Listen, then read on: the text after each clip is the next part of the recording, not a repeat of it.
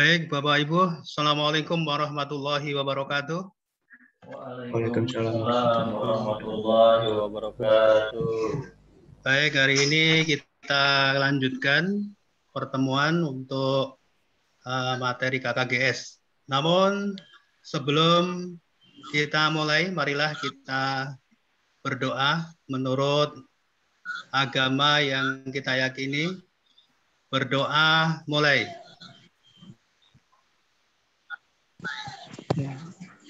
Berdoa selesai. Baik, Bapak Ibu, di tengah kita sudah hadir narasumber Bapak Nurjani, MBA dari PT Land Industri. Mudah-mudahan dengan pembacaan doa tadi, dengan pembukaan acara pada hari ini, nanti akan berjalan dengan lancar. Baiklah, langsung saja untuk mempersingkat waktu, kita serahkan kepada yang terhormat Bapak Nurjani dari PT Land Industri Persero. Kepada Bapak Nurjani dipersilakan. Bismillahirrahmanirrahim. Assalamualaikum warahmatullahi wabarakatuh. Waalaikumsalam. Salam kenal untuk ya, salam kenal Pak, Bapak, Ibu semuanya. Saya mungkin sambil saya share ya Pak. Jadi izin berkenalan, nama saya Nurjani, lahir di Bandung 25 Desember tahun 83 Pak. Gitu. Kemudian pendidikan saya di S1 Elektro Pak tahun 2006. Kemudian saya mengambil MBA di ITB pada tahun 2014. Pengalaman kerja saya awalnya saya sebagai engineer, kemudian programmer. Cuma karena passion saya ingin di manajemen, akhirnya saya putuskan untuk mengambil studi di MBA ITB, mengambil program Business and Administration. Dan pada waktu setelah lulus, saya langsung bergabung di PT Surya Energi Indotama, tempat saya bekerja sekarang, Pak. Untuk nomor kontak saya di 081 2213 4525 dan email saya di nurjani@suryaenergi.com. Jadi mungkin untuk Bapak Ibu yang ingin kenal lebih jauh, silahkan kontak saja Pak.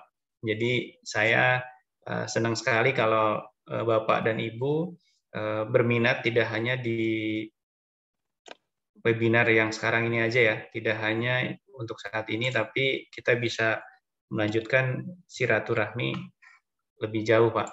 Akhirnya keingintahuan kita tentang PLTS ini seperti apa dan bisa diaplikasikan seperti apa, itu kita bisa saling bantu Pak. Saya juga bisa sharing dan lain sebagainya. Mungkin untuk awal saya coba karena audiennya juga mungkin saya belum kenal terlalu banyak ya background-nya seperti apa. Jadi saya coba bercerita dulu mengenai kebutuhan energi di masa depan sebelum masuk ke materi pokok yaitu tentang PV komponennya itu sendiri Pak. Jadi kita harus berubah Pak. Kenapa? Karena kebutuhan energi di masa depan itu sangat penting dan energi yang dimaksud adalah energi listrik Pak. Jadi bisa kita lihat bahwa semua hal yang kita lakukan itu pasti berhubungan dengan yang namanya energi listrik, Pak.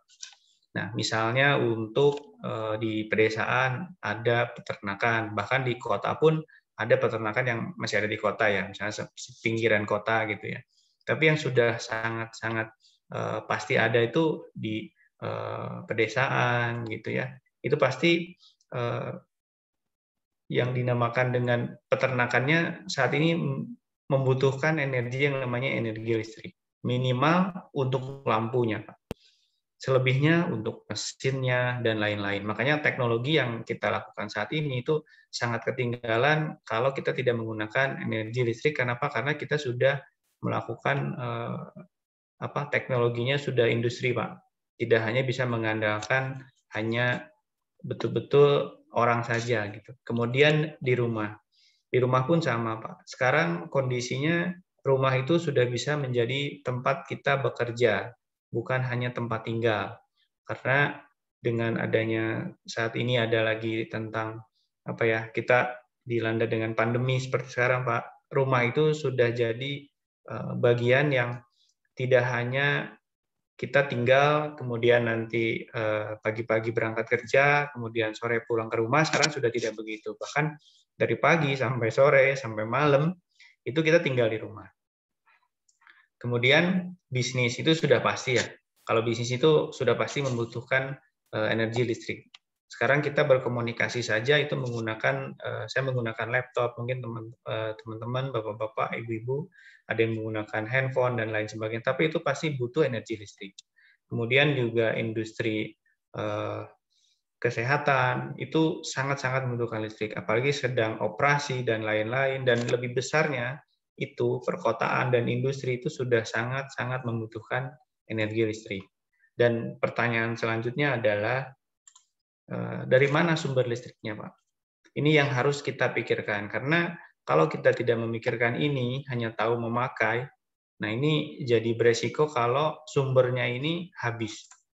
Nah, sumber listrik yang kita gunakan itu hampir 50%-nya untuk Indonesia ini menggunakan fosil, Pak. Jadi sangat dipastikan bahwa energi fosil ini tidak baik untuk lingkungan, dan yang paling celaka adalah energinya akan habis, Pak. 2035, bahkan ada isu 2030 itu sudah akan krisis energi karena fosil akan habis. Kemudian juga kalau kita terus menggunakan energi fosil, nah pencemaran yang diakibatkan oleh fosil ini berdampak pada anak cucu kita ke depan, Pak. Jadi yang katakanlah masih bisa hidup 20 sampai 30 tahun lagi, nah akan menikmati, bukan menikmati ya kan merasakan dampak energi fosil yang kita pakai sekarang. Jadi kita harus sangat-sangat segera mungkin untuk berubah dari yang sebelumnya menggunakan energi fosil, berubah menjadi energi yang lebih baik.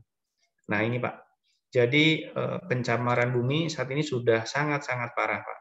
Jadi bisa kita lihat bahwa penggunaan energi fosil yang berlebihan itu menimbulkan dampak yang tidak sedikit, Pak. Dan pemanasan globalnya itu sudah sangat memprihatinkan. Kemudian juga yang kedua tadi yang saya ceritakan bahwa energi fosilnya akan habis. Jadi selain dampaknya, energinya pun akan habis. Dan itu harus kita pikirkan sekarang, Pak. Karena kalau kita tidak berubah sekarang, nah ini waktunya terus berganti, waktunya terus berjalan tanpa bisa kita hentikan.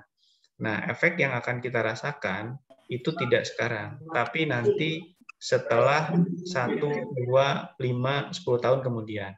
Nah, dari sini kita bisa melihat bahwa data juga menunjukkan bahwa 2028 ini sumbernya tahunnya sudah sangat dekat, Pak. Jadi kalau kita tidak berubah menjadi energi yang lebih baik, nah kita akan merasakan hilangnya energi yang harusnya biasa kita pakai.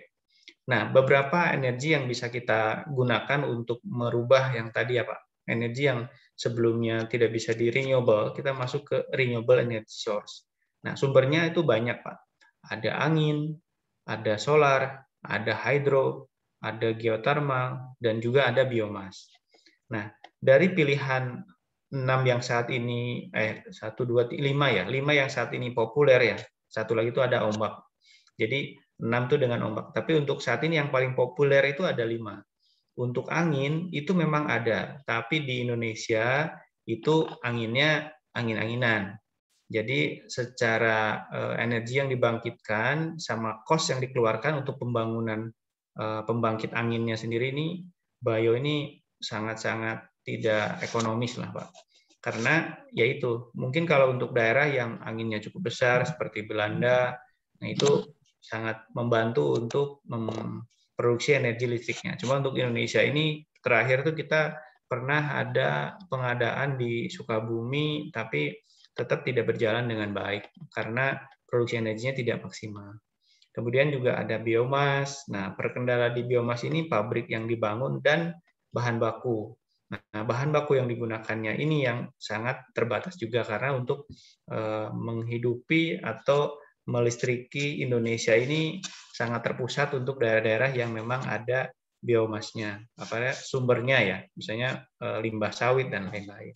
Kemudian untuk geotermal pun sama, secara ekonomis ini sangat mahal untuk pembangunannya dan ini terpusat, berbeda dengan solar yang tadi. Kalau solar ini kelebihannya apalagi yang mau kita bahas ini bukan tipe yang terpusat, tapi tersebar, Pak. Jadi banyak sekali nanti kita bisa membuat boleh dibilang pembangkit listrik mandiri sendiri. Jadi udah mandiri sendiri lagi, Pak. Jadi terpisah, artinya tidak harus terkonek dengan pembangkit yang lain dan bisa parsial. Jadi sebagian-sebagian. Nah, kalau geothermal ini harus dibangun di suatu wilayah, kemudian nanti disalurkannya harus ada pembangkitnya lagi, kemudian ada kabelnya lagi, dan itu membutuhkan waktu, Pak. Membutuhkan untuk pembangunannya ya. Kemudian juga membutuhkan biaya yang tidak sedikit untuk penyalurannya.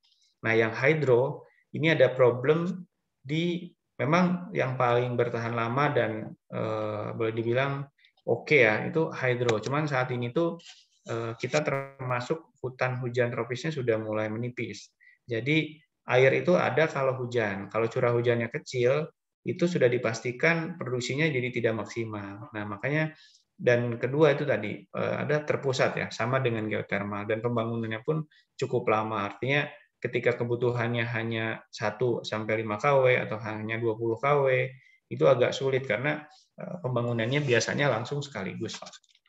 Nah, yang terakhir ini adalah solar. Nah, ini yang mau saya ceritakan bahwa solar ini termasuk energi yang sangat mudah untuk diaplikasikan, Pak, dan juga bisa ke mana-mana untuk dipasangnya. Indonesia ini tersebar di Aceh, kemudian juga itu Sumatera ya, Sumatera, Kalimantan, Jawa, kemudian Makassar untuk pulau-pulau besar, dan Kalimantan itu sudah sangat-sangat memungkinkan untuk kita bisa pasang PLTS, Pak. Nah, terus sekarang tuh sudah ada yang namanya new normal, dan mungkin ini juga jadi reminder untuk kita semua bahwa perubahan yang terjadi saat ini tuh bergerak dengan cepat dan kita tidak pernah tahu besok atau lusa akan seperti apa. Nah, new normal ini memaksa kita untuk kerja di rumah, untuk kerja menggunakan listrik. Itu jadi sumber utama untuk kita melakukan aktivitas. Jadi ketika kita tidak ada listrik nih, ya sudah, artinya kita tidak bisa melakukan aktivitas-aktivitas lagi. Ya. Kemudian di sini juga ada isu tentang kenaikan harga listrik. Jadi selain kita harus kerja di rumah, kemudian isu lainnya adalah harga listrik sendiri akan terus naik kalau kita tidak segera berubah atau mempunyai pembangkit listrik sendiri.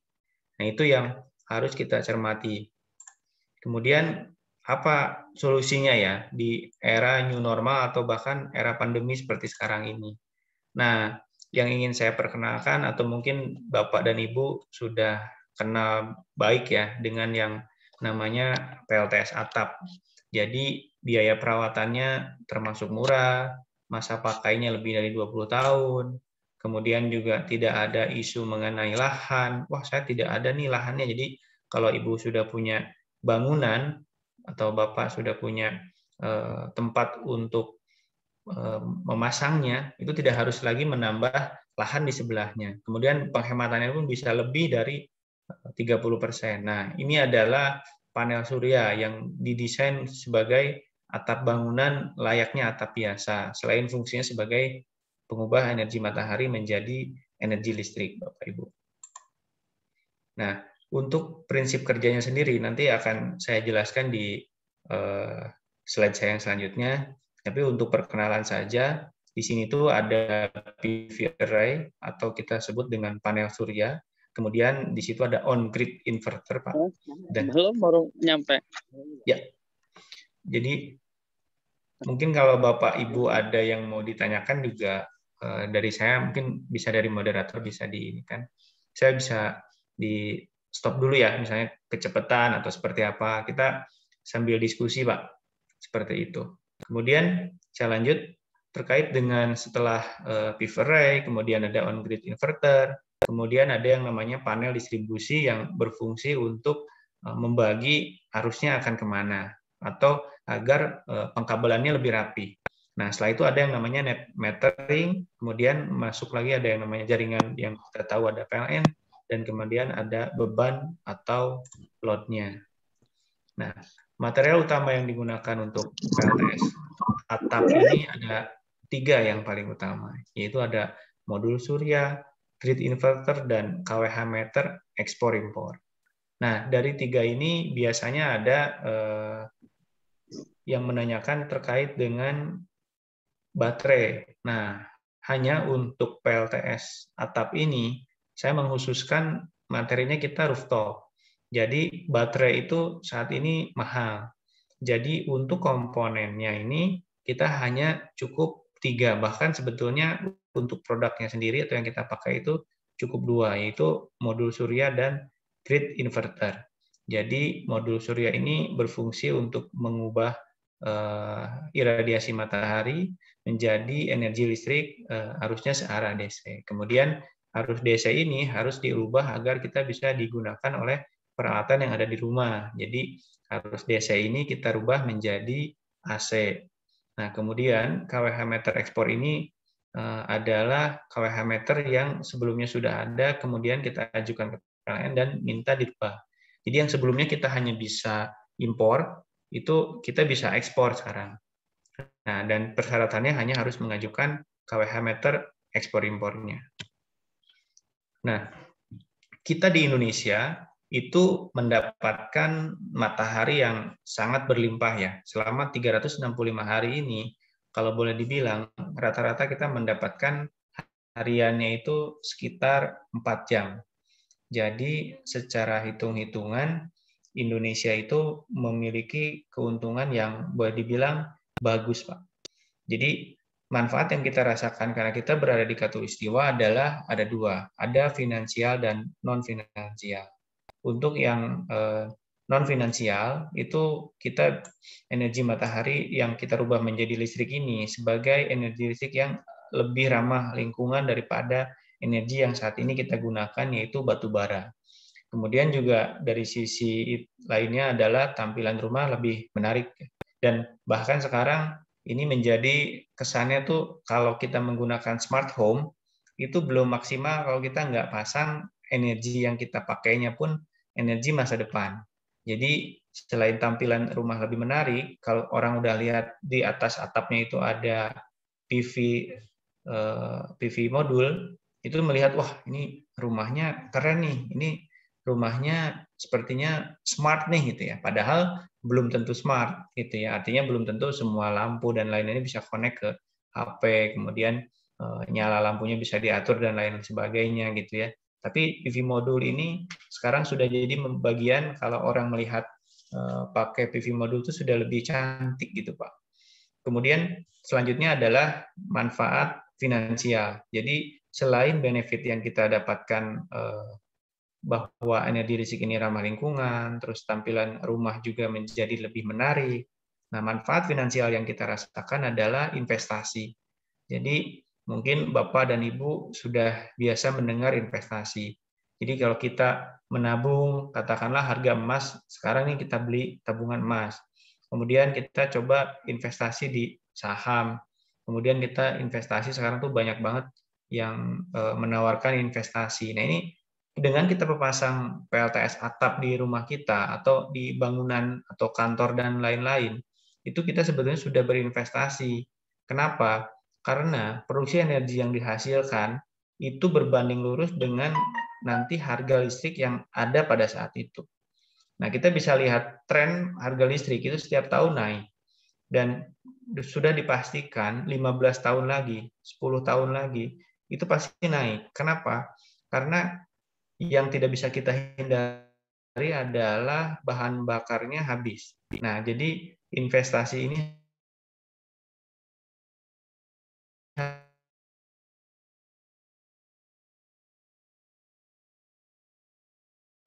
harus kita mulai dari sekarang, lihat ini sebagai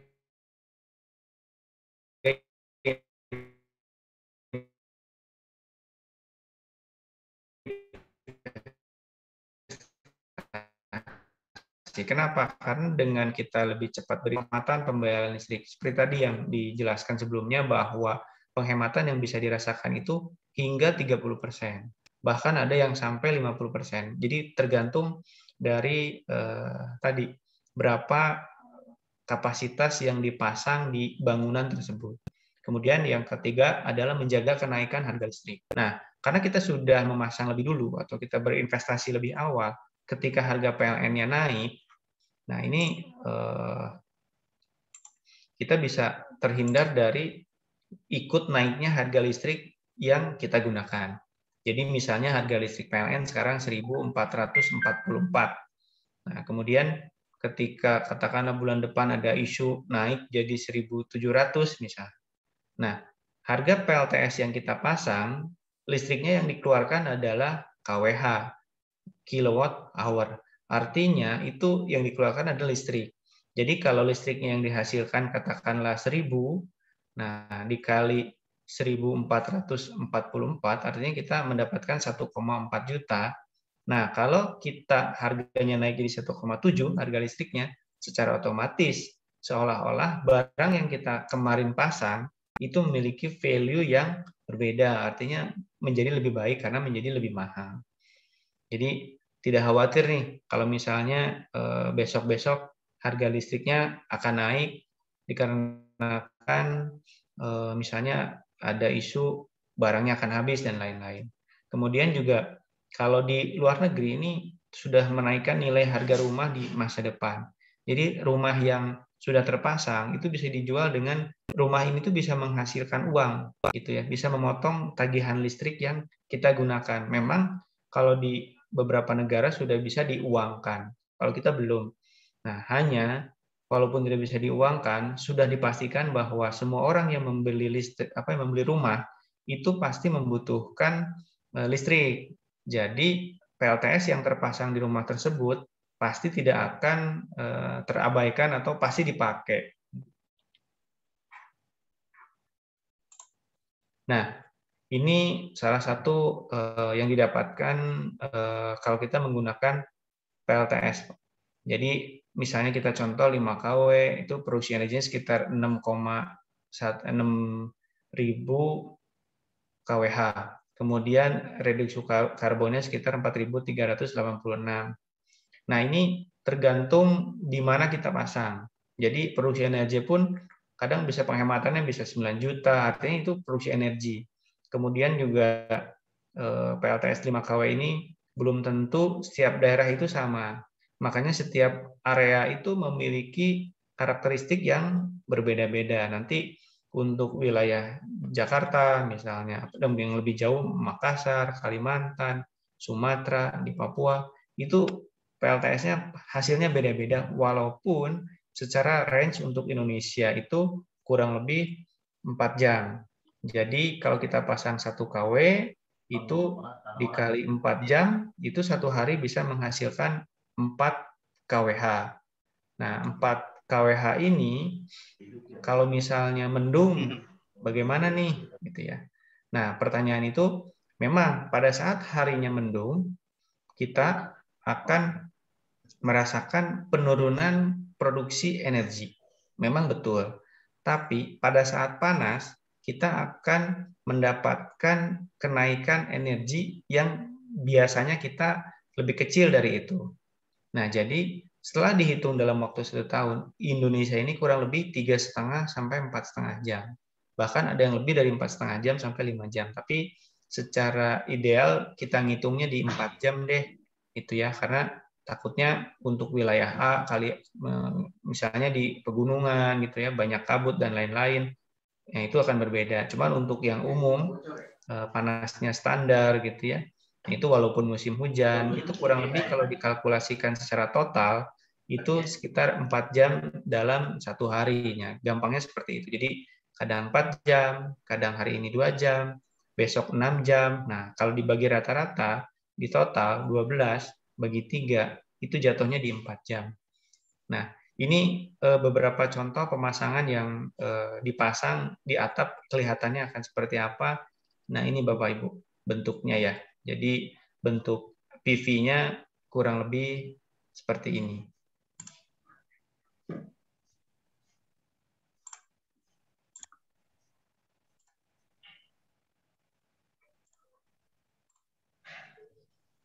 Nah, ini sudah masuk ke yang lebih dalam lagi mengenai rooftop PV komponen. Artinya komponen PV rooftop itu seperti apa. Nah, ini gambar background-nya ini adalah di pabrik, Pak. Jadi, karena ini di pabrik, yang membedakan adalah support-nya. Nah, untuk mengenai lebih jauh terkait dengan pemasangan, itu mungkin di pertemuan selanjutnya. Untuk saat ini kita coba tahu dulu nih apa yang diperlukan untuk memasang PV rooftop. Nah, kita akan berbicara mengenai 4 hal kalau kita mau memasang PLTS. Pertama, kita harus tahu dulu komponen utamanya, kemudian juga cara kerjanya, kemudian juga prinsipnya, dan yang keempat adalah tipe ketika kita akan melakukan instalasinya. Nah, yang saya sebelumnya sudah jelaskan, apa itu PV modul. Jadi PV modul adalah panel surya atau alat yang terdiri dari sel surya yang mengubah radiasi matahari menjadi listrik dengan menggunakan modul fotovoltaik. Jadi kita suka menyebut bahwa ini PV modul, fotovoltaik itu sama saja sih. Jadi karena disebut sel fotovoltaik, maka ini suka disebut cahaya listrik lah. Kurang lebih seperti itu, Bu. Kemudian ada yang namanya itu inverter. Nah, inverter ini berfungsi untuk mengubah arus yang sebelumnya DC menjadi AC.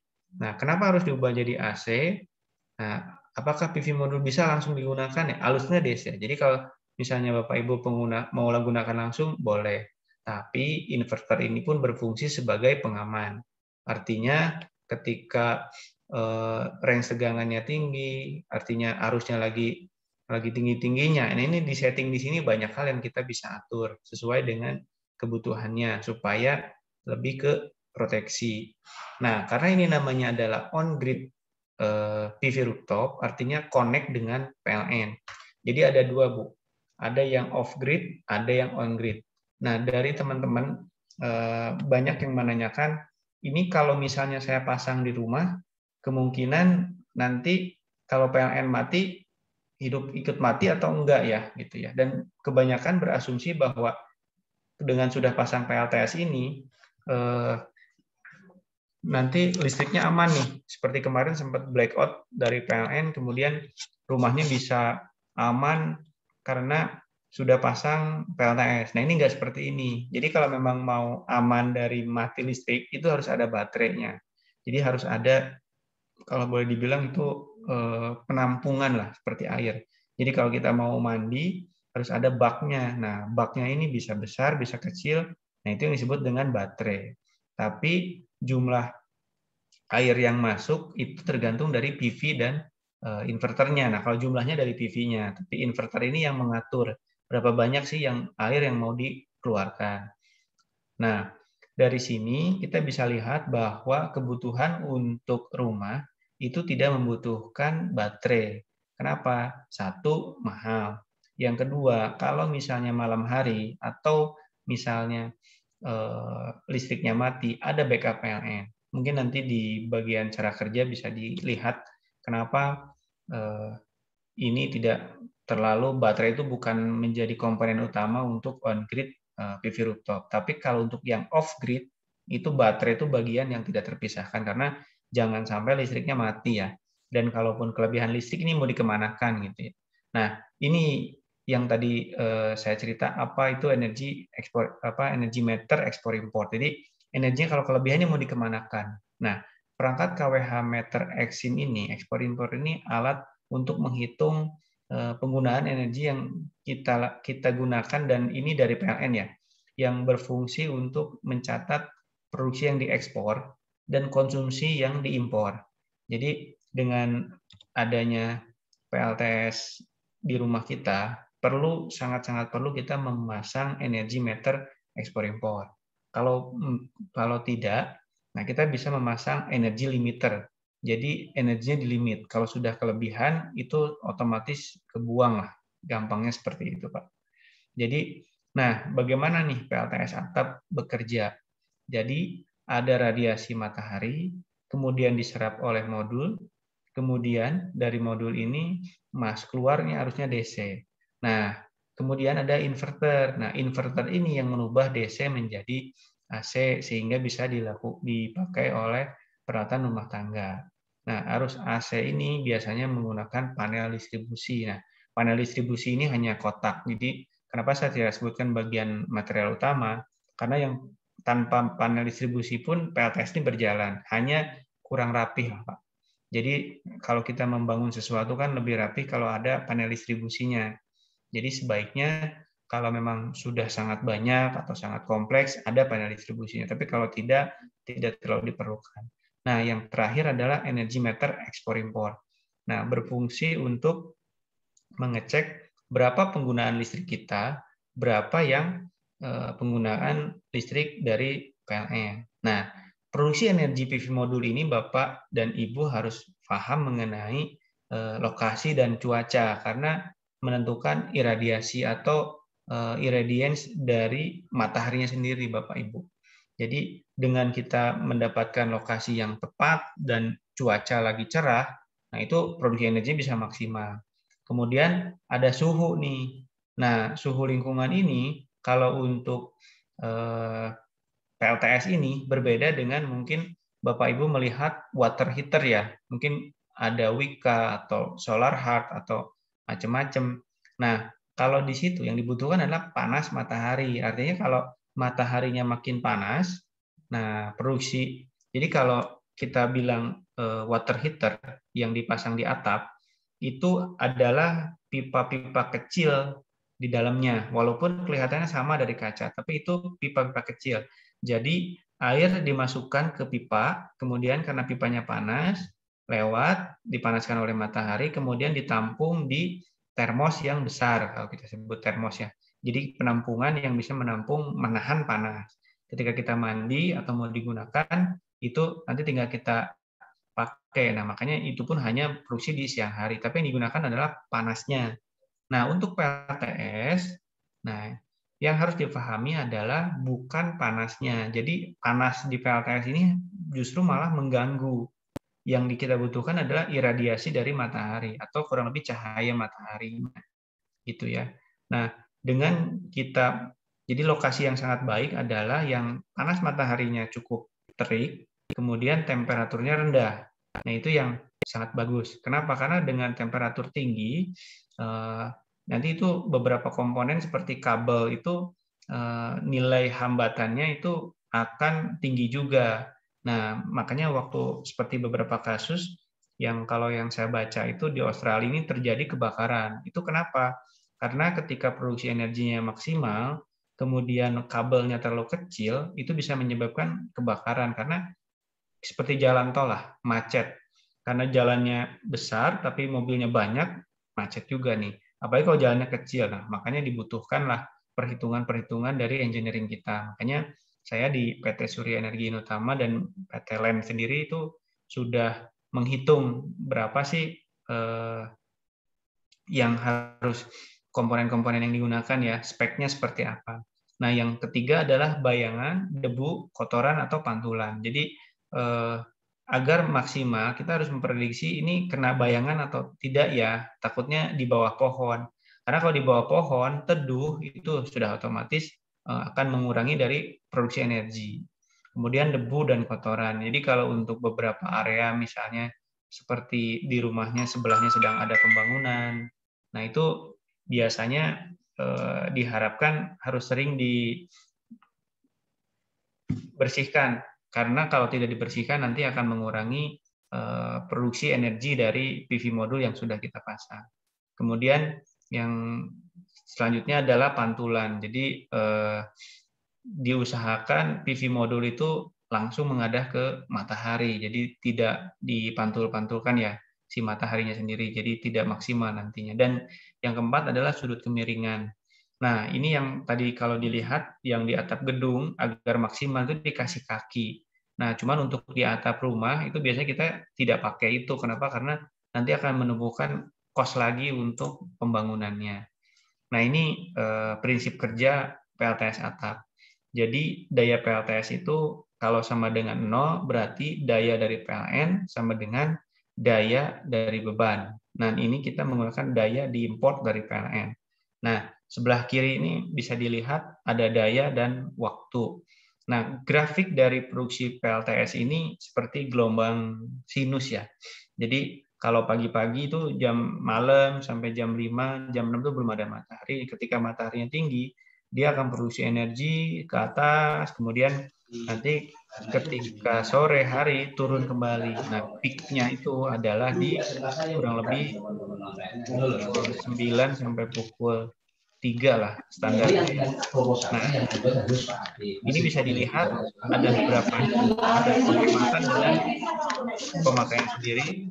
Nah, yang di luar, misalnya tadi daya ini sebelah kanan ini ada beberapa kondisi ya. Kalau daya PLTS sama dengan 0, artinya belum ada produksi dari PLTS, makanya full di cover oleh PLN. Ini yang kalau di grafik nih yang kiri sama yang kanan. Jadi tidak masuk ke PLTS nih. Nah, tapi kalau daya PLTS itu lebih besar dari beban, makanya kelebihannya kita bisa ekspor. Nah, ini bisa kita lihat. Yang warna biru ini itu adalah penggunaan bebannya. Jadi penggunaan katakanlah AC, penggunaan mesin cuci. Nah, ketika tidak digunakan, otomatis ada kelebihan energi. Nah, kelebihan ini kita bisa ekspor ke PLN. Hanya untuk saat ini yang diekspor itu hanya nilainya 0,65 ketika kita gunakan kembali. Artinya akan ada diskon lah, karena PLN juga sebagai penyedia listrik, informasinya membutuhkan biaya tambahan, gitu ya, saling mensubsidi. Nah, harapan kita sih karena ini PLTS atap ya dan lebih bersih ya energinya ya, harapannya ke depan bisa 1:1 bahkan 1:2, artinya PLTS ini dihargai lebih seperti di negara lain supaya tumbuh nih keinginan memasang PLTS-nya. Karena dengan begini yang kita pasang itu sebisa mungkin tidak diekspor karena takutnya ada pemotongan sebesar 35%. Nah, yang kondisi ketiga adalah daya PLTS itu lebih kecil dari daya beban. Nah, daya dari PLN ini sama dengan daya PLTS dikurangi daya beban. Nah, kekurangan daya ini, nah seperti tadi, diimport dari PLN. Nah, jadi Bapak dan Ibu, kalau misalnya kita sudah pasang PLTS atap ini di rumah, itu saya tidak berbicara mengenai baterai. Kenapa? Karena kalaupun nanti kekurangan listrik, itu sudah otomatis masuk listriknya PLN. Dan kalaupun PLTS ini ketika jam 6, jam 7 pagi menghasilkan listrik, itu dipastikan listrik yang digunakan lebih dulu oleh peralatan rumah tangga di rumah kita ataupun di gedung.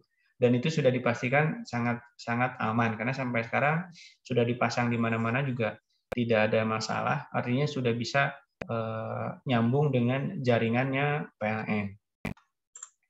Nah, kemudian ini beberapa tipe instalasi yang bisa kita implementasikan di gedung.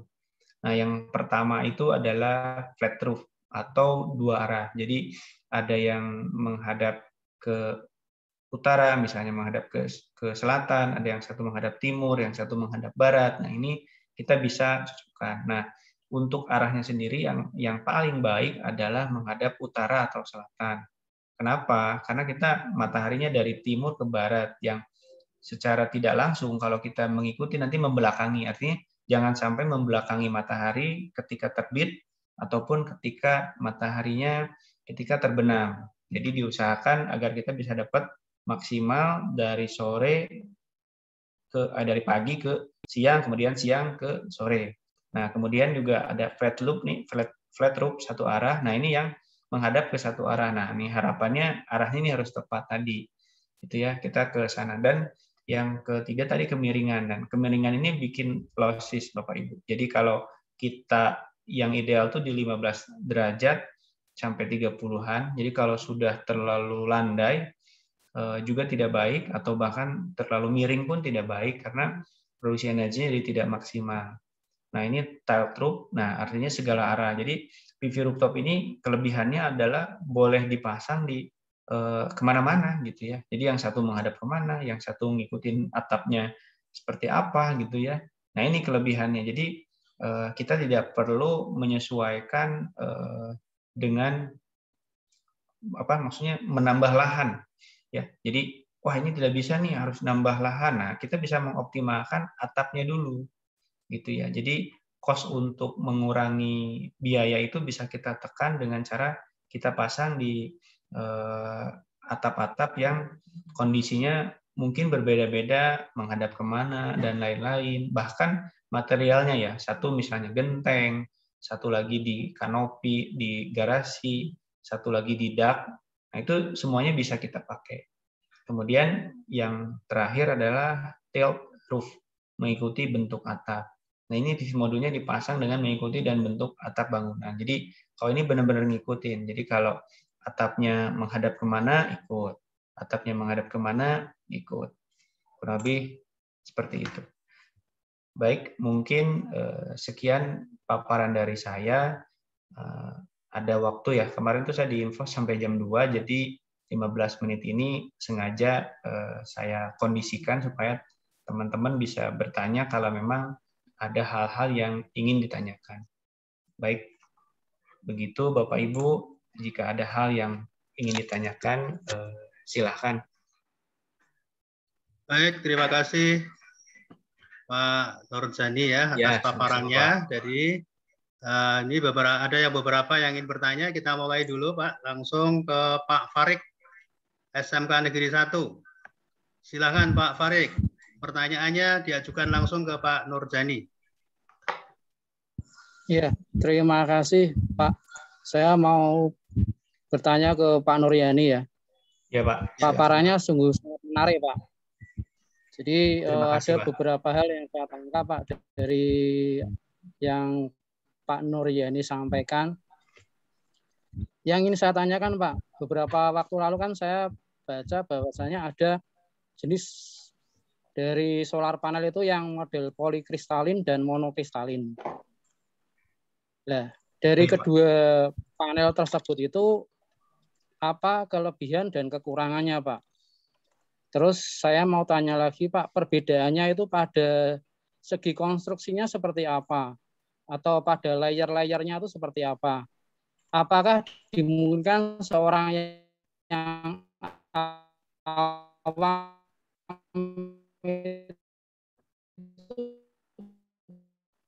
bisa merakit Pak, agak putus-putus untuk karena saya pernah melihat Pak ya di tutorial ya di YouTube itu saya ingin tanyakan Pak tadi masalah jenis dari panel ya kalau itu oke Pak. Yang jenis polikristalin dan monokristalin Pak. Bedanya apa? Ya. Kemudian apakah dimungkinkan orang seperti panel surya itu menggunakan komponen yang sederhana Pak?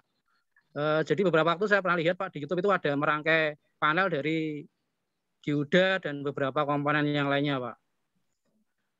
Itu yang pertama Pak yang ingin saya tanyakan. Kemudian yang kedua Pak, ada hal yang ingin saya tanyakan Pak. Tadi saya tangkap sedikit Pak. Jadi yang diterima oleh PV atau panel surya tadi itu adalah IR ya Pak, atau kalau saya pemahaman saya itu IR itu adalah infrared ya Pak ya, atau sinar inframerah ya, kurang lebihnya seperti itu ya Pak ya. Nah itu apakah jarak dari atap itu mempengaruhi Pak, kenapa harus dipasang di atap? Apakah kita bisa pasangan terbuka Pak? Dan itu pengaruhnya seperti apa? Ya itu aja Pak pertanyaan saya Pak. Dari SMKN Prengapus Pak, terima kasih. Dari Pak Nuryani saya kembalikan. Ya, baik. Terima kasih, pertanyaannya cukup bagus. Monggo Pak Nurjani bisa dijawab satu persatu ini, mulai dari poin 1 ini, jenis yang polikristalik dan monokristalik tadi kayaknya. Ya. Monggo dijawab dulu, silakan Pak. Baik Pak, mungkin ada perbedaan ya mengenai, betul ada polikristalin dan monokristalin Pak. Jadi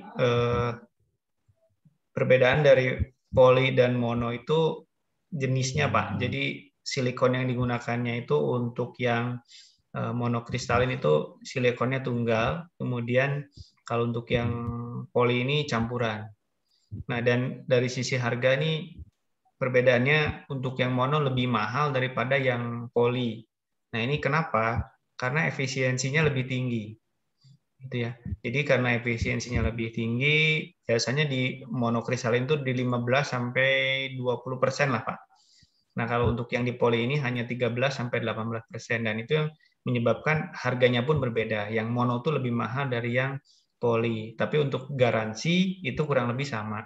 Biasanya di 20 sampai 25 tahun. Rata-rata pabrikan memberikan garansi tidak ada perbedaan antara poli dan mono, Pak. Nah, kalau kita lihat warna nih, beberapa yang pasang ini dia suka dengan warna yang gelap. Nah, ini monokristalin karena warnanya hitam. Tapi kalau untuk yang poli, ini warnanya biru lah, Pak. Jadi kalau lihat sekilas nih, kalau dari jauh kelihatannya hitam, agak-agak hitam, itu kemungkinan menggunakan monokristalin. Tapi kalau agak-agak biru, itu menggunakan polikristalin. Nah, untuk kebutuhan area per kW-nya, karena tadi Pak efisiensi panelnya lebih baik ya untuk yang mono, makanya kebutuhan areanya itu dari 6 sampai 9 meter persegi untuk 1 kW. Nah, biasanya modul yang digunakan tuh di 330 WP sampai di 400-an. Nah, untuk 1 kW-nya itu biasanya butuh, katakanlah kalau yang 335 itu dikali 3 jadi 1005 atau 1,005 kW atau 1 kW. Nah, itu butuh 6 meter sampai 9 meter. Nah, kalau untuk yang poli itu butuhnya lebih besar sedikit sih. Biasanya tapi nanti tergantung dari ukuran dari PV modulnya. Nah, dan biasanya ukuran modul itu standarnya di 1x2 Pak amannya. Walaupun nanti bentuk fisiknya itu hanya biasanya 95 cm ya gitu, nggak sampai 1 meter atau 90 cm, dan panjangnya mungkin hanya 1,8 gitu ya. Tapi untuk gampang menghitung biasanya kita sederhanakan menjadi 1x2 Pak. Kemudian untuk di suhu, untuk di monokristalin ini bagusnya untuk suhunya yang tinggi tapi kondisinya teduh. Nah, yang tadi itu yang saya ceritakan bahwa ini bisa lebih maksimal nih kalau dia menggunakan mono. Nah, suhunya tinggi tapi kondisinya teduh. Nah, ini beda dengan polikristalin yang kurang efisien, yang suhunya itu lebih tinggi. Kemudian karena mono ini pertama kali dulu ya, ketika kita coba membuat PV itu munculnya mono duluan, jadi paling banyak digunakan tuh monokristalin daripada polikristalin, dan lebih sedikit menggunakan limbah silikonnya untuk yang poli. Kurang lebih seperti itu, Pak. Nah, mungkin pertanyaan selanjutnya itu mengenai cara pasang ya, Pak. Nah, untuk cara pasang poli sama mono kurang lebih sama, Pak. Tidak ada perbedaan untuk memasangnya ya. Jadi yang satu harus seperti apa, yang satu lagi seperti apa. Itu kalau kita juga dari pabrikan. Jadi kurang lebih untuk masangnya itu tidak menjadi isu, Pak. Jadi kurang lebih sama. Nah, tadi ada pertanyaan selanjutnya mengenai kenapa pasangnya di atap, Pak. Nah, sebetulnya ini karena judulnya, Pak. Jadi karena judul awalnya itu, dan kebetulan saya juga concernnya di PLTS rooftop atau atap. Jadi yang saya jelaskan ini lebih ke atapnya dulu, Pak. Karena kalau nanti berbicara mengenai PV di kita sebutnya ground mounted atau di atas tanah, itu bisa Pak. Dan seperti tadi yang Bapak cerita mengenai infrared gitu ya, apakah nanti di atap sama di bawah ini kurang lebih sama, itu kurang lebih sama Pak. Jadi kalau misalnya kita pasang di atap sama di bawah itu kurang lebih sama. Yang membedakan secara signifikan itu tadi Pak. Jadi terkait dengan debu misalnya ya, terkait dengan kemiringan, gitu ya, terkait dengan suhu. Jadi kalaupun di atas tapi suhunya sama dengan di bawah berarti hasilnya sama. Misalnya yang di atas kena debu, yang di bawah kena debu ya kemungkinan sama. Nah, yang membedakan itu adalah kalau misalnya di bawah itu dari sisi investasinya. Dan biasanya kelebihan kalau kita pasang di atap itu lebih secara perhitungannya lebih efektivitasnya lebih tinggi, Pak. Kenapa? Karena kalau yang di atap ini biasanya panas, Pak. Jadi karena dia ada jaraknya pendek dengan atap kan nempel, Pak. Biasanya diusahakan sekecil mungkin, hanya masuk jari hanya untuk masang, karena dari sisinya kita nekennya cost, tapi nanti berefek sama produksi yang kurang maksimal dibandingkan dengan yang di tanah. Nah, kelebihan di tanah adalah kita bisa ada space, bahkan untuk perawatan itu kabel di bawah kita bisa jalan di bawahnya gitu ya, kita memperbaiki dengan lebih mudah. Dan karena ada angin sedikit ya, kalau angin besar nanti terbang, tapi karena angin sedikit artinya tidak terlalu panas, itu produksinya lebih baik Pak daripada yang di atap. Jadi justru atap ini kalau dari sisi produksi energi itu lebih jelek lah kalau dia bilang. Jadi lebih baik yang di ground mounted. Cuma gitu ya, ground mounted ini kita butuh lahan. Kemudian juga kita tidak bisa langsung pasang seperti di atap. Kalau di atap karena ada pondasi, nanti kita bisa langsung bor kemudian pasang. Nah, kalau di bawah itu ada site clearing, Pak. Artinya kita harus bersihkan dulu lahannya, kemudian juga ada pemadatan, kemudian bikin pondasi, kemudian supportnya pun, mountingnya untuk menyangga PV modul ini berbeda, artinya lebih panjang gitu ya dibandingkan yang di atap, yang menyebabkan cost tadi Pak, biaya. Jadi kalau untuk yang di tanah itu sangat bisa Pak, dan justru lebih baik secara, tapi kalau kita bandingkan nilai keekonomisan dan juga ketersediaan lahan, apalagi untuk di perkotaan Pak ya, lahan itu mahal. Nah, yang di pinggiran kota juga misalnya, lama-lama itu pasti jadi mahal, dan lahan itu jadi sesuatu yang bernilai sangat tinggi. Akhirnya PV ini sebaiknya dipasang di atap karena secara ekonomis lebih baik itu Pak. Tapi kalau secara produksi energi itu tidak lebih baik daripada kalau kita pasang di tanah. Kurang lebih seperti itu Pak Farik ya. Mungkin kalau ada pertanyaan yang kelewat. Baik, terima kasih Pak Nurjani.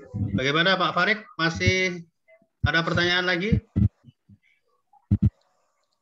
Ya, itu aja Pak, cukup Pak. Nanti biar yang lain diberi kesempatan ya, juga Pak. Baik. Kalau saya nanya. Terima kasih Farik ya. Kalau memang ini karena waktunya juga mungkin buat biar bagi-bagi. Ya, terus kemudian juga karena waktunya tadi diinfo sampai jam 2-an ya, mungkin bisa lewat sedikit. Nanti bisa ada nomor kontak yang saya, ya Pak, izin kalau memang mau bertanya lebih detail, bahkan secara teknis, itu bisa di WA aja Pak, atau di telepon juga boleh. Baik, siap. Nah, terima kasih Pak Nurjani. Ini kita ada pertanyaan selanjutnya dari, udah lama nunggu ini, Pak Ade dari SMK Antartika. Dipersilakan Pak Ade. Pertanyaannya Pak Ade. Ya. Assalamualaikum warahmatullahi wabarakatuh. Terima kasih sudah diberi kesempatan. Saya mau bertanya Pak.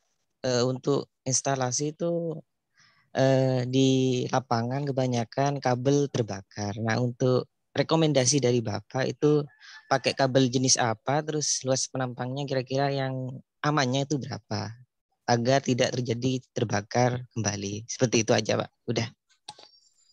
Oke. Terima kasih pertanyaannya. Monggo silakan Pak Nurjani langsung ditanggapi. Ya, terima kasih Pak. Jadi untuk jenis-jenis kabel nih, mungkin kalau melihat, kita pernah ada konsumen tahun 2014 ya, kalau nggak salah. Jadi konsumennya komplain waktu itu, kenapa kabel yang digunakan itu kabel DC biasa ya, bukan kabel PV. Nah itu kita jawab karena waktu itu belum ditemukan Pak kabel PV-nya. Artinya pada waktu itu rekomendasi kabel yang kita bisa berikan adalah ya teknologinya sampai saat itu. Tapi sekarang untuk kabel PV-nya khusus ini mungkin dari Mas Ade ya, bahwa kabel PV-nya itu kita sekarang menggunakan kabel yang khusus untuk PV. Jadi kabel DC-nya tuh PV. Jadi nanti secara boleh dibilang secara hambatannya kecil. Jadi dan itu kabelnya khusus jadi kabel PV. Nah, kalau untuk luas penampang ini tergantung jarak, tergantung jadi kayak kita nih, misalnya PV-nya di sini, kemudian jarak untuk memasangnya agak jauh nih, Pak. Nah, itu saya agak apa ya? Mungkin untuk menghitung sebaiknya nanti saya coba ke bagian engineering ya. Kalau memang teman-teman di sini mau tahu sampai sejauh apa kabel ini, katakanlah pakainya seperti apa, kabel ini seperti apa. Nah, untuk yang sekarang kita gunakan itu, sebentar ya.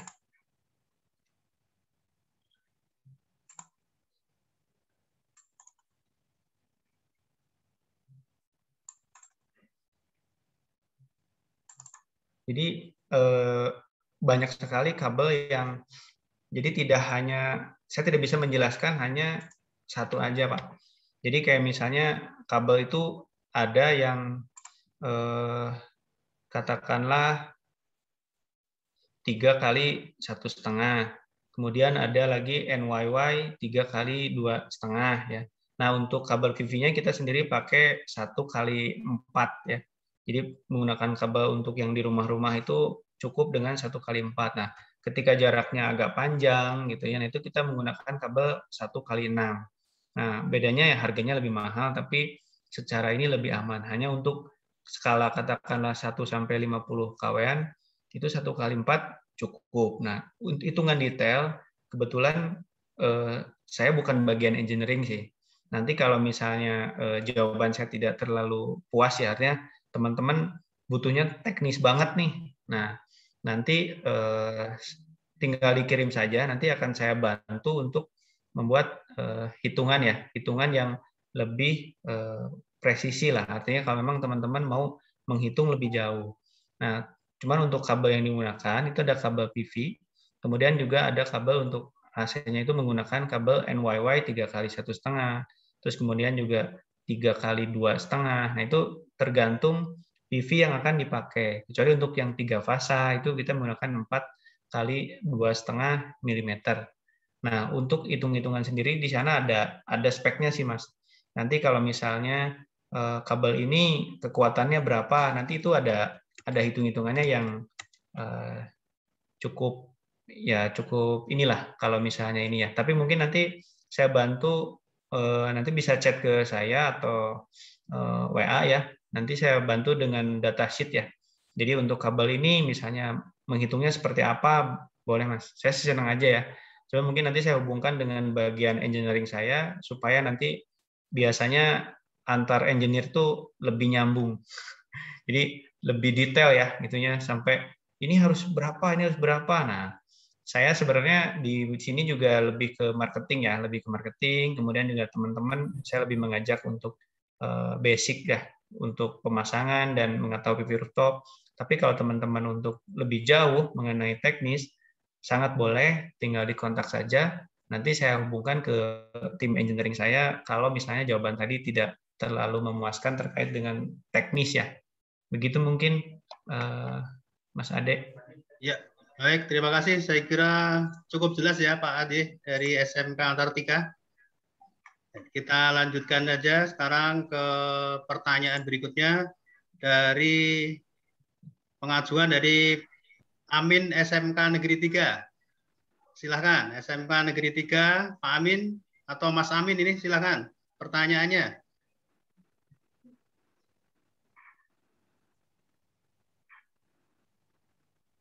Baik, Mas Amin dari SMK Negeri 3 Wonosari. Silakan pertanyaannya. Kalau tidak, kita pindahkan. Mungkin Pak Kelana. Silakan Pak Kelana. Assalamualaikum warahmatullahi wabarakatuh, Pak. Selamat siang, Pak Nuryani. Saya dari jurusan TKRO ingin menanyakan di mana kami rembukan dengan anak-anak bimbingan kami, di mana ya, kami akan membuat kurang lebihnya mobil listrik begitu, Pak. Oh iya, Pak. Cuma penggunaannya selain sumber listrik dari panel surya, ketika diaplikasikan digunakan baterai habis, itu sebelum baterai habis atau mungkin keadaan situasi sedang mendung atau hujan, baterai masih ada beraktivitas. Nah, di saat itulah kami akan mengambil solusi, Pak, dengan menggerakkan dinamo oleh tenaga angin begitu. Kira-kira dua sumber energi bisa digabung nggak, Pak, gitu kira-kira, Pak? Jadi selain mengisi baterai sebagai wadah oleh panel surya, ketika suatu saat mobil itu juga berjalan, panel surya sudah habis, tapi baterai masih ada, berjalan, kemudian baterai sudah mendekati habis, tapi kita manfaatkan di dalam perjalanannya itu mengisi generator untuk mengisi aki gitu. Kira-kira bisa nggak, Pak? Kira-kira, Pak? Itu aja, Pak, pertanyaan saya. Terima kasih, Pak. Oh, iya, Pak. Mungkin ini sebatas yang saya tahu, Pak, ya. Untuk teknologinya, tadi TV-nya dipasang di mobil atau dipasangin di atas mobilnya atau enggak, Pak? Mohon izin, Pak. Di mobilnya, Pak. Ya, di mobilnya. Jadi panel surya ngisi aki, kemudian di mobil juga berjalan. Suatu saat tuh mungkin kendala, akhirnya kan tidak ada arus yang masuk untuk mengisi. Ya. Nah, di dalam perjalanan ada sumber energi dari angin, Pak. Jadi waktu berjalan angin, kemudian menggerakkan generator untuk mengisi aki gitu. Kira-kira bisa nggak, Pak, dua energi itu untuk mengisi satu aki gitu, Pak? Oke, Pak. Itu Jadi aja. setahu saya ya untuk teknologi itu saya juga belum banyak sih riset di perusahaan kita ya terkait dengan PV ini. Yang pertama ya, untuk PV ini kita pernah, Pak, coba. Jadi PV ini penampangnya 1x2, Pak. Penampangnya ya 1x2. Artinya PV yang penampang 1x2 ini kurang lebih itu katakanlah 400 WP misalnya. Iya, Pak. Nah, 400 WP ini bisa menghasilkan berapa sih? Nah, 400 WP ini kalau kita kalikan 4 jam rata-rata ya. Ya. Nah, itu bisa hanya 1,2 kWh. Nah, yang perlu dicek dulu adalah berapa sih kebutuhan untuk mengisi baterainya dulu, Pak. Ya, jadi kita ngomongin PV-nya dulu. Nah, setahu saya, kita pernah nih di kantor ya melakukan riset, itu tidak cukup, Pak. Jadi jalannya sebentar terus udahan. Jalannya sebentar udahan, keburu habis.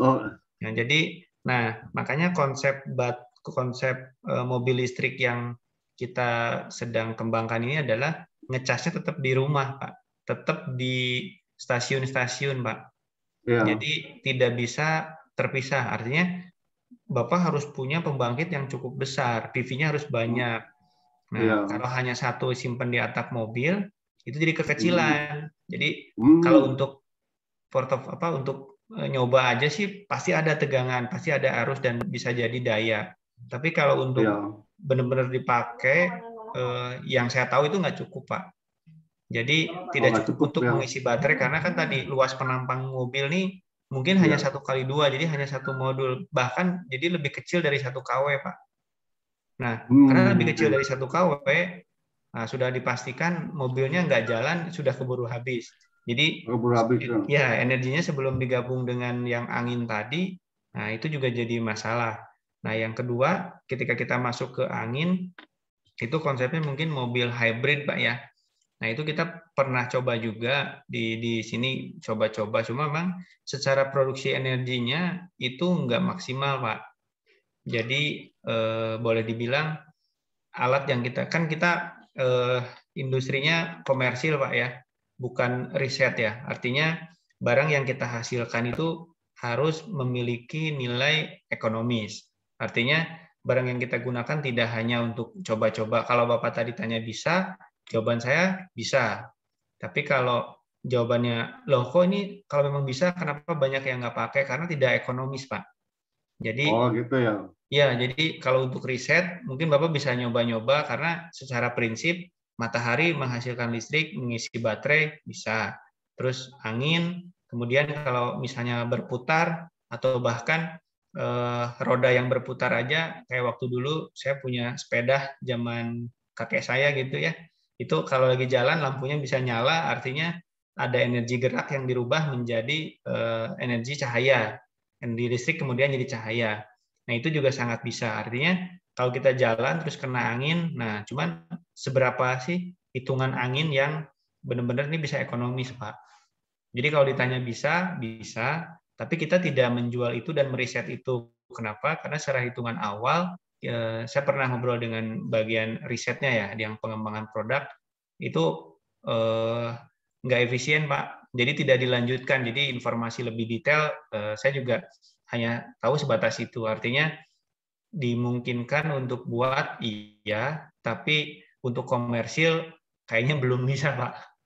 Jadi buang-buang, kalau kita kan nyari uang, Pak ya, nyari untung gitu ya. Jadi kalau untuk riset sih, misalnya uangnya nggak masalah ya nggak apa-apa. Tapi kalau mau balik modal, nah ini harus dipikirin, Pak. Di kita gitu. Gitu paling Pak, mungkin jawaban dari saya, Pak. Baik, Pak, terima kasih, Pak. Baik. Ya. Saya paham. Baik, terima kasih Pak Nurzani, jawabannya cukup bagus banget ya. Kita lanjutkan satu pertanyaan yang ada dari menu chat, saya ambil dari Bapak Sofatul Anam, SMK Negeri 1 Kertosono. Pertanyaannya begini, Pak. Apakah penggunaan panelnya nanti berpengaruh bila terjadi hujan atau embun? Berpengaruh bila terjadi hujan atau embun. Ini dari Sofatul Anam, SMK Negeri 1 Kertosono. Dipersilakan Pak Nurzani.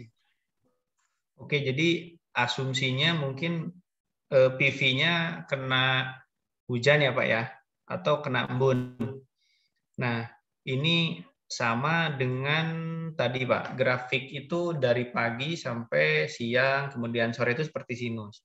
Artinya ketika hujan itu terjadi drop tegangan, Pak. Jadi energi yang tadinya katakanlah lagi keluar nih 10 nih, ketika ada mendung atau hujan itu terjadi drop tegangan dan menyebabkan otomatis produksi energi berkurang atau bahkan hilang. Nah, hanya untuk Indonesia sendiri itu jangan khawatir untuk beberapa area ya. Nah, kita juga ada software menggunakan helioskop, Pak. Jadi di titik-titik mana saja produksinya berapa. Jadi kalau kita ngomongin dalam waktu 1 tahun, itu kita bisa menghitung. Oh, mungkin di rumah Bapak atau di titik mana atau di pabrik A atau di lokasi ini produksi energinya akan sekian dalam 1 tahun. Itu sudah kita bisa hitung dari awal. Artinya nanti ketika mendung, ketika panas, ketika mendung otomatis turun, ketika panas otomatis naik. Nah, dalam 1 tahun itu kita sudah bisa prediksi kira-kira di tempat ini produksinya berapa, sehingga kita bisa menghitung nilai uangnya, Pak. Kalau kita kalikan energi yang dihasilkan dikali berapa rupiah. Nah, kembali lagi ke pertanyaan yang tadi, apakah mendung atau embun ini bisa menyebabkan drop tegangan atau hilangnya energi? Bisa, Pak. Gitu. Jadi memang PV modul ini sangat bergantung dengan cuaca, Pak. Jadi kalau cuacanya tiap hari mendung terus-menerus, nah itu juga beresiko tidak ada energi yang dihasilkan. Kurang lebih seperti itu. Hanya saja biasanya untuk PJU nih misalnya, kita bilang penerangan jalan umum. Nah, itu ada baterainya. Nah, makanya baterainya itu dibuat kapasitasnya itu dengan PV-nya itu lebih sangat besar nih untuk PV-nya. Artinya kucuran energinya tuh cukup besar sehingga ditampung di baterai. Jadi kalau misalnya mendungnya lama, itu kita bisa gunakan energi yang ada di baterai. Ini kita berbicara mengenai baterai yang digunakan di PJU. Tapi untuk PV-nya sendiri memang terjadi itu, Pak. Terjadi drop tegangan atau hilang energinya, Pak. Kalau kita berkurang kalau di cuacanya mendung atau embun, Pak. Kurang lebih seperti itu, Pak. Baik, saya kira cukup ya Pak Sofatul Anam nih, pertanyaannya sudah terjawab oleh Pak Nurjani. Baik, ada satu pertanyaan dari SMK Al-Kafah. Baik, tolong nggak kelihatan.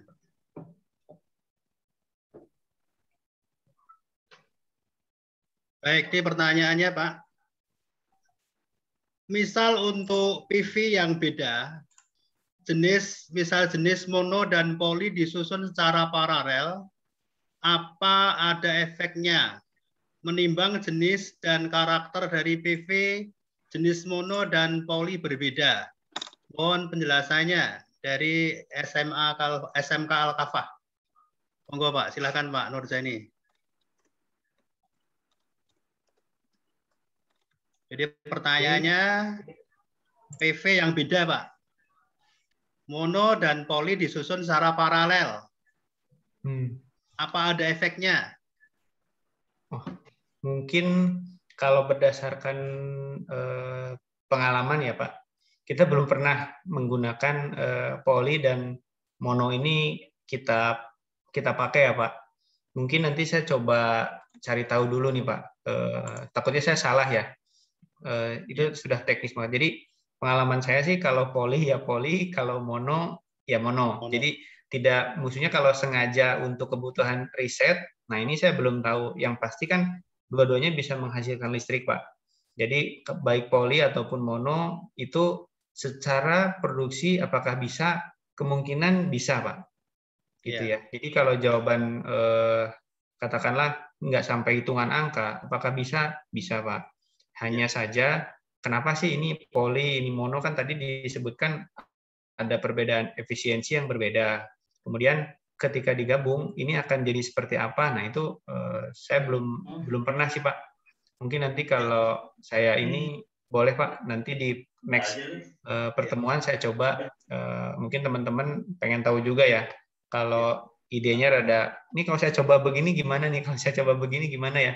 Nanti saya coba di pertemuan selanjutnya saya jawab Pak. Ya, baik.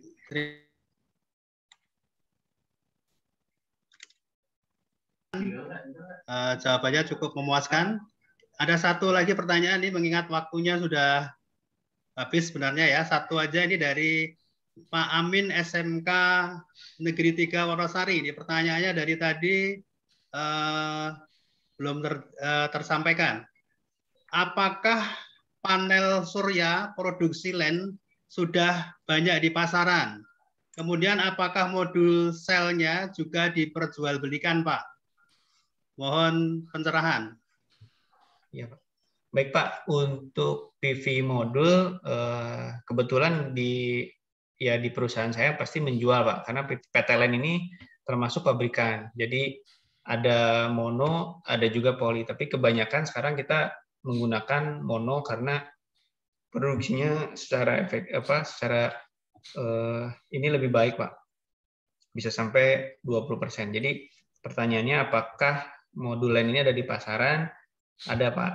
Mungkin Bapak bisa cek yang jual, termasuk perusahaan saya jual. Jadi kalau memang Bapak atau Ibu memerlukan, silahkan kontak saya, nanti saya sambungkan ke bagian retail yang hanya mengurus penjualan, Pak.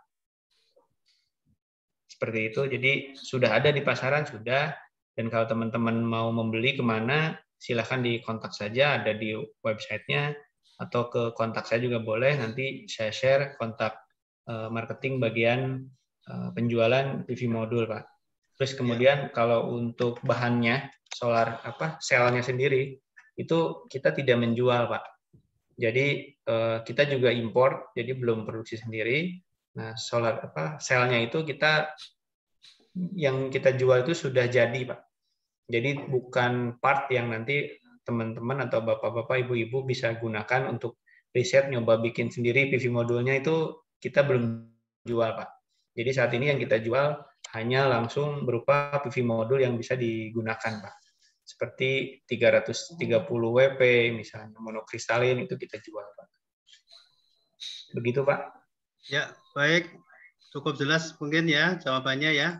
Ini ada beberapa pertanyaan yang mungkin bisa nanti melalui grup, karena ini waktunya sudah menjelang habis. Mungkin mohon maaf, tidak semua pertanyaan di sini nanti bisa live langsung, bisa melalui chatting atau nanti mungkin email ke Pak Nurjani, atau mungkin lewat grup nanti akan kita sampaikan ke Pak Nurjani ya secara detail. Ya, sangat baik. Boleh, Pak.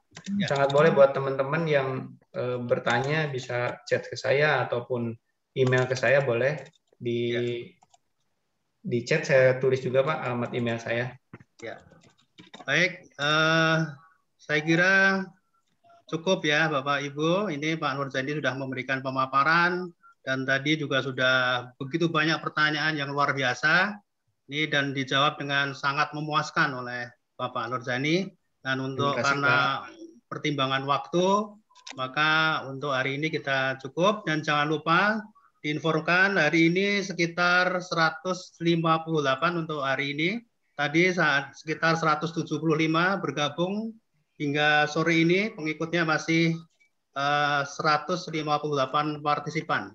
Jadi luar biasa ya. Terima kasih kepada Bapak Nurjani yang sudah memberikan materinya, mudah-mudahan sangat bermanfaat bagi kita semua, Bapak Ibu guru dari SMK seluruh Indonesia.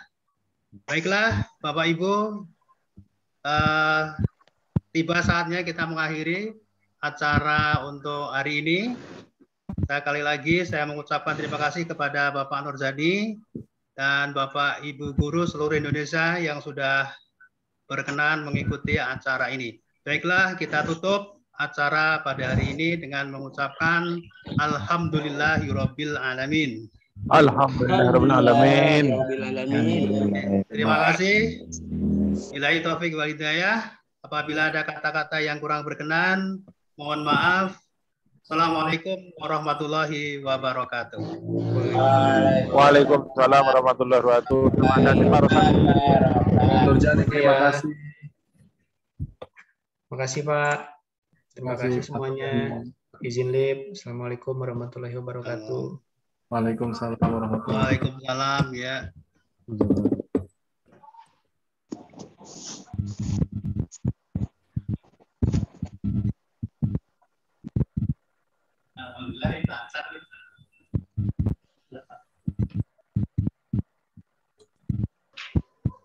Terima kasih Pak Parik. Terima kasih Pak Softanam. Assalamualaikum Pak Nur. Terima kasih banyak Pak Nur atas waktu dan ilmunya. Nanti untuk materinya boleh izin share Pak, untuk kami bisa kembali ke peserta.